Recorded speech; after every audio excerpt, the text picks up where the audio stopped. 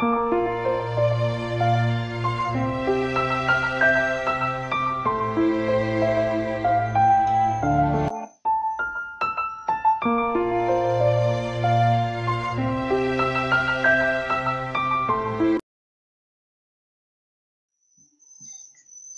chào tụi con, rất vui khi được gặp lại tụi con trong tiết học ngày hôm nay.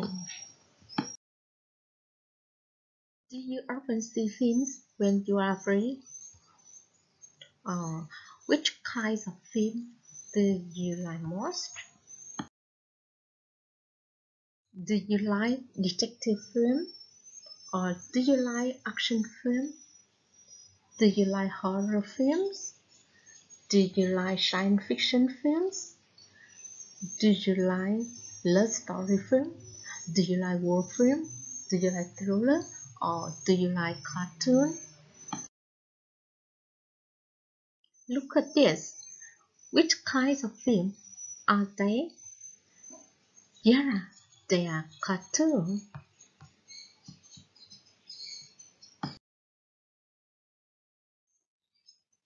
How are they?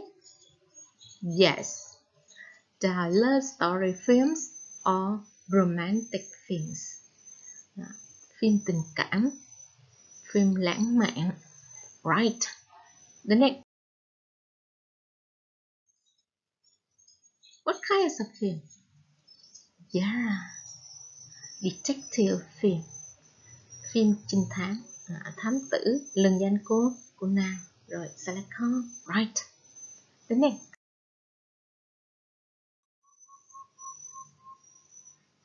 What kinds of film? Yes, action film. Phim hành động. The next. Wow, horror film. Phim kinh dị. Yeah, science fiction films. Phim khoa học viễn tưởng. And the last is it documentary film. Phim tài liệu. Right. Today we learn Unit 13, Films and Cinema. Reading.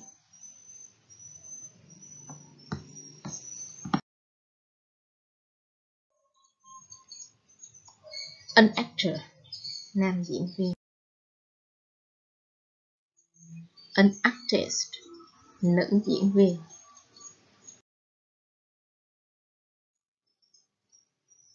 Columbus found out America. The synonym with found out is discover, khám phá. Right. Audience.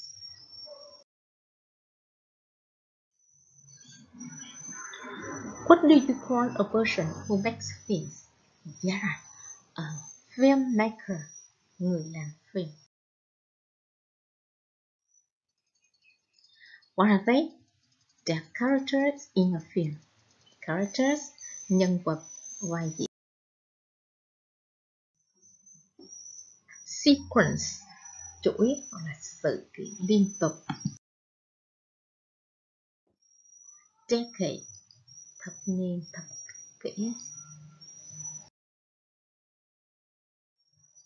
Replace, thay thế. She had just replaced a broken zipper with a new one. Cô ấy vừa mới thay một cái khóa hư bằng một cái mới. Motion, di chuyển. Camera. Scenes, cảnh quay trong phim. Okay, today we have vocabulary. Now, listen and repeat.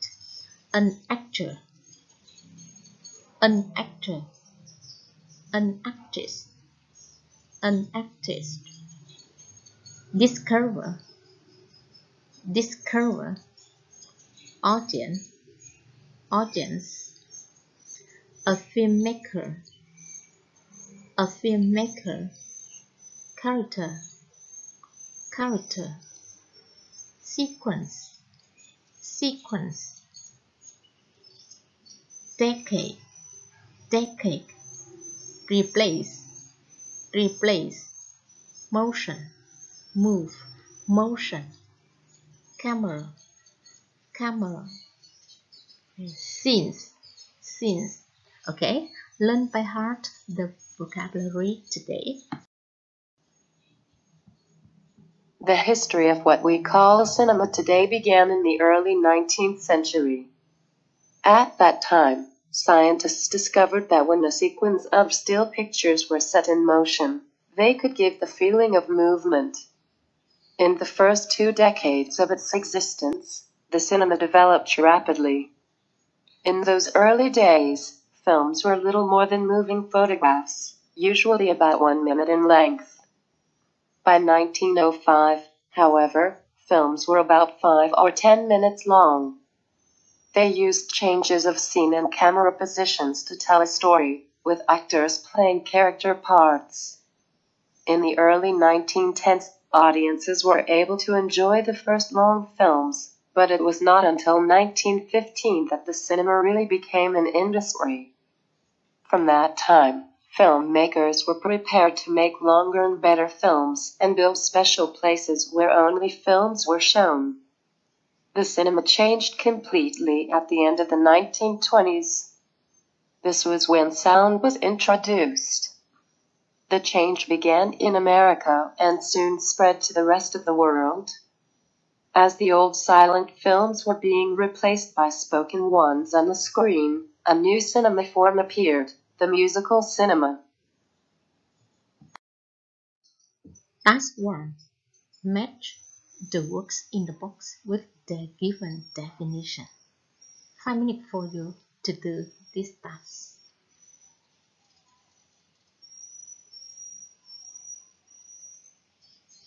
Okay, time's up.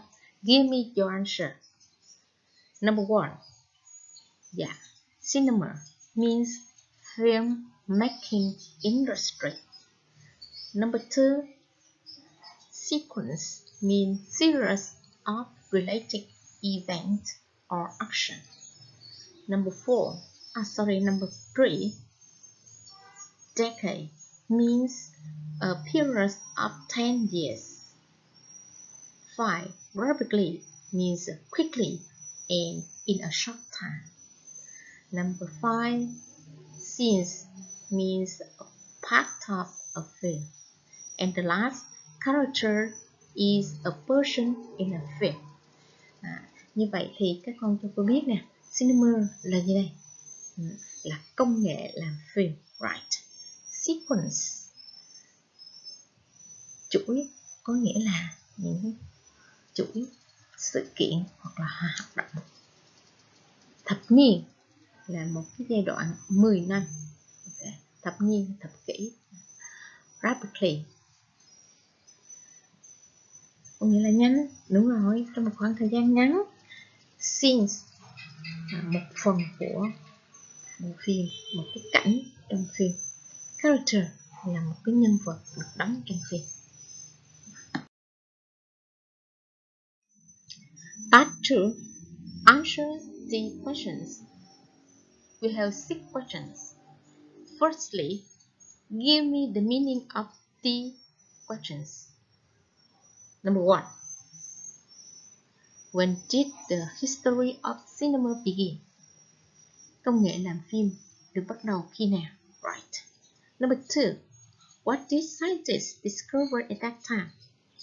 Vào thời đó, các nhà khoa học đã phát minh ra điều gì? Number 3.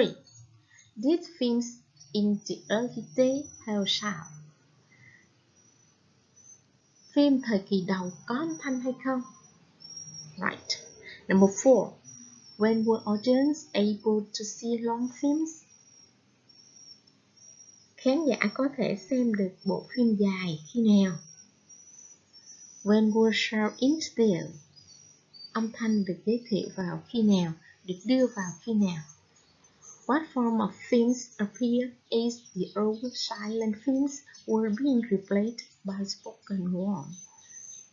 Hình thức phim nào đã xuất hiện khi phim câm được thay thế bởi phim nói có nghĩa là cái phim mà có tiếng, phim câm và phim có tiếng. Now, we have 10 minutes to do this task. Ok, để cho thú vị, chúng ta có một trò chơi nhỏ, đó là Lucky Number. Các con sẽ có được một cái câu có là Lucky Number, một cái số may mắn. Trong đó chúng ta không phải làm gì hết mà mình vẫn được điểm hoàn tất cái lượt làm của mình. Ok, phần này chúng ta cũng đã biết rất là nhiều rồi đúng không nào? Bây giờ chúng ta bắt đầu nha. When did the history of cinema begin?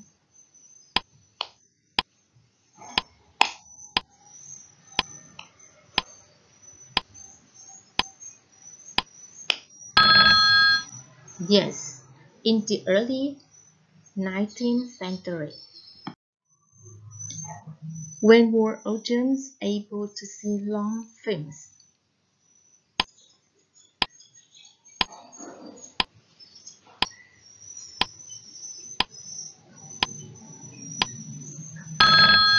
Yeah, in the early 1910s. Oh, poor you! You are very unlucky.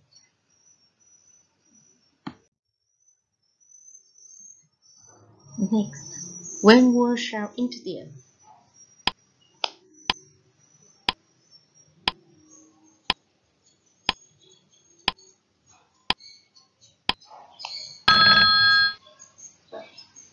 It was not until at the end of the 1920s, right? Mãi cho đến cuối thập niên 1920, right? What form of films appear as the old silent films were being replaced by spoken one? Yes.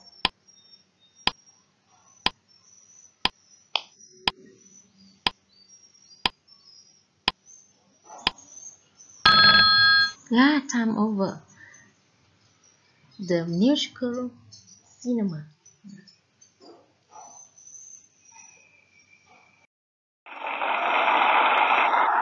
Congratulations, you are very lucky. What did scientists discover at that time?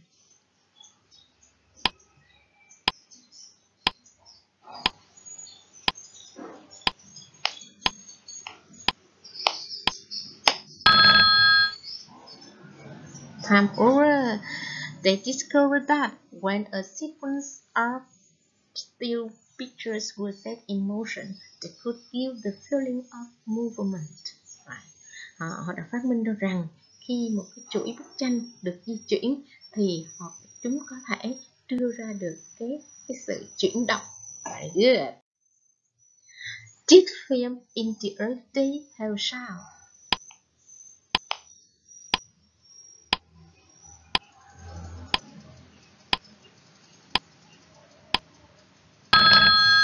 Yeah, no, they didn't. Part 3. Decide which of the options below is the best title for the basic. A.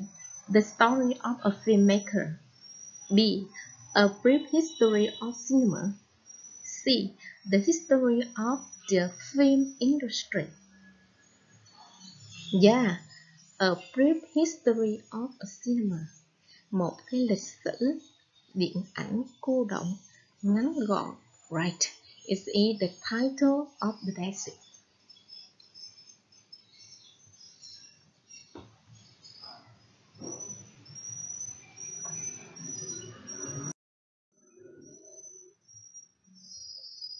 Now, talk about the basic using the cue below.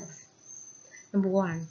19th century, 1905, 1916s, 1915, and the 1920s. Okay? Do the task in 5 minutes.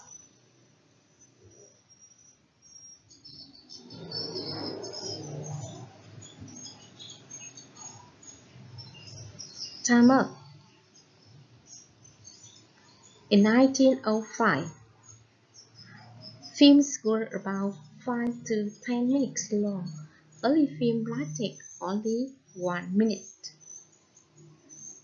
1910, the first long films were made. Cinema really became an industry in 1915.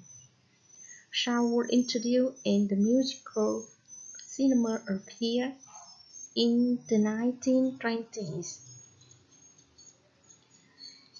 In the early 19th century, the history of cinema began. Right, very good.